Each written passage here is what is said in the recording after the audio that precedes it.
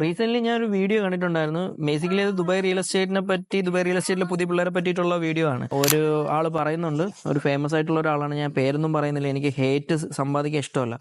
പിന്നെ അപ്പം ആള് പറയുന്നതെന്ന് പറഞ്ഞാൽ ഇവിടെ 2 വർഷത്തെ വിഷയമേൽ നിന്നിട്ടാണ് ഇവരിവിടെ ഓരോ കാര്യങ്ങൾ ചെയ്യുന്നത്. അപ്പം അവർ ഇൻവെസ്റ്റ് ചെയ്തിട്ടുണ്ടാവില്ല. പിന്നെ അതേ കണക്ക് തന്നെ നമ്മളെ രാജ്യത്തെ പറ്റി കുറ്റം പറയുന്നുണ്ട് എന്നുള്ള രീതിയിൽ. ഇനി ഒന്നാമത്തെ കാര്യം, നമ്മളെ രാജ്യത്തെ പറ്റി കുറ്റം പറയാനുള്ളതെന്ന് പറയണമെന്നുണ്ടെങ്കിൽ, ഒന്ന് പൊളിറ്റിക്സ്. നമ്മളെ രാജ്യത്ത് പൊളിറ്റിക്സ് ഇപ്പം BJP ആയാലും കോൺഗ്രസ് ആയാലും ഇനിയിപ്പം CPM ആയാലും ഏതൊരു രാഷ്ട്രീയ പാർട്ടി പ്രവർത്തിച്ചാലും ആ രാഷ്ട്രീയ പാർട്ടിയെ ബഹുമാനിക്കുന്ന ആൾക്കാർക്ക് വേണ്ടിയിട്ടുള്ള കാര്യങ്ങൾ മാത്രമേ ചെയ്യുള്ളൂ. അല്ലെങ്കിൽ ഏതൊരാളും രാഷ്ട്രത്തിന് വേണ്ടിയിട്ടുള്ളത് ചെയ്യുന്നത് ഞാൻ കണ്ടിട്ടില്ല. പിന്നെ ഭയങ്കര ബാഡ് പൊളിറ്റിക്സ് ആണ്. ഇപ്പോൾ ഉദാഹരണം പറയുകയാണെങ്കിൽ, നിങ്ങൾ CPM നിങ്ങൾ CPM എന്താ പറയുക, മെമ്പറോ അങ്ങനത്തെ വല്ലതും ആണെങ്കിൽ നിങ്ങൾക്ക് നല്ലതായിട്ട് ബിസിനസ് ചെയ്യാം CPM ഭരിക്കുന്ന സ്ഥലത്ത്. അതേസമയം ഞാൻ കോൺഗ്രസ്സുകാരനാണെന്നുണ്ടെങ്കിൽ എനിക്ക് കോൺഗ്രസ് ഭരിക്കുന്ന ടൈമിൽ മാത്രമേ നന്നായിട്ട് ബിസിനസ് ചെയ്യാൻ പറ്റുള്ളൂ. അല്ലെങ്കിൽ ഓബിയസ്ലി അവിടെ എതിർക്കുന്നതിനനുസരിച്ച് ഇതുണ്ടാവും. പക്ഷേ ഇതേ സമയം ഇവിടെയാണെന്നുണ്ടെങ്കിൽ ദുബായിൽ ഒറ്റ പൊളിറ്റിക്സ് മാത്രമേ ഉള്ളൂ, ഒറ്റ റൂളർ, ആ ഒരു കാര്യങ്ങൾ മാത്രമേ ഉള്ളൂ. സോ അതുകൊണ്ട് പൊളിറ്റിക്കലി സ്റ്റെബിലിറ്റി ഉള്ള ഒരു കൺട്രിയാണ്.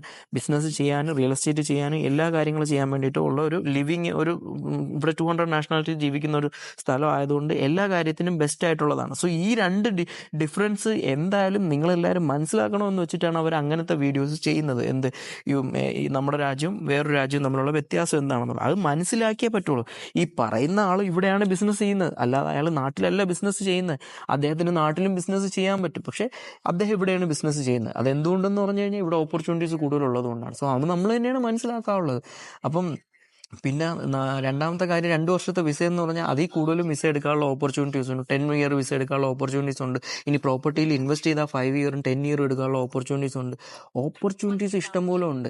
പിന്നെ അതിൻ്റെ അടിയിലുള്ള നെഗറ്റീവ് കമൻസ് നോക്കി കഴിഞ്ഞ് കഴിഞ്ഞാൽ അതിനകത്ത് പറയുന്നുണ്ട് ശരിയാണ്, അങ്ങനെയാണ്, ഇങ്ങനെയാണ് എന്നൊക്കെ ഉള്ള രീതിയിൽ. നമ്മൾ ഇതെന്താണെന്ന് പഠിച്ച് മനസ്സിലാക്കി നോക്കുക. റിയൽ എസ്റ്റേറ്റ് എന്താണെന്ന്, ദുബായ് റിയൽ എസ്റ്റേറ്റ് എന്താണ്, നാട്ടിലെ റിയൽ എസ്റ്റേറ്റ് എന്താണ്. നാട്ടിൽ വെറും 3% ആണ് ആ കൂടെ റെൻ്റൽ റിട്ടേൺസ് കിട്ടുന്നത്. അതിൽ 1.5% മൊത്തത്തിൽ ടാക്സ് ആയിട്ട് പോകുന്നുണ്ട്. ഇവിടെ ആകുമ്പോഴത്തേക്ക് ടാക്സ് ഫ്രീ ആയിട്ട് 8 to 9% വരെ കിട്ടുന്നുണ്ട്. സോ നിങ്ങൾ പഠിച്ചിട്ട് അതിനെ പറ്റിയിട്ട് പറ, എന്നാൽ മാത്രമല്ലേ ഇതാവുള്ളൂ. അല്ലെങ്കിൽ നമ്മളൊരു കാര്യത്തെപ്പറ്റി അറിഞ്ഞുകൂടാതെ ജസ്റ്റ് എന്തെങ്കിലുമൊക്കെ വിളിച്ച് പറഞ്ഞുകൊണ്ട് കാര്യമുണ്ട്. ഇപ്പോൾ അദ്ദേഹത്തിൻ്റെ ബിസിനസ്സിനെ പറ്റി നമ്മൾ മോശമായിട്ട് എന്തെങ്കിലും പറഞ്ഞു കഴിഞ്ഞാൽ എങ്ങനെ ഉണ്ടാവും? അത് നമുക്ക് പറയാനുള്ള അധികാരമില്ല. കാര്യം നമ്മൾ അദ്ദേഹത്തിൻ്റെ ബിസിനസ് ചെയ്തിട്ടുമില്ല, അദ്ദേഹത്തിൻ്റെ അതെന്താണെന്ന് നമുക്ക് അറിയത്തുമില്ല. നമുക്കറിയാവുന്ന റിയൽ എസ്റ്റേറ്റ് നമ്മൾ പറയും.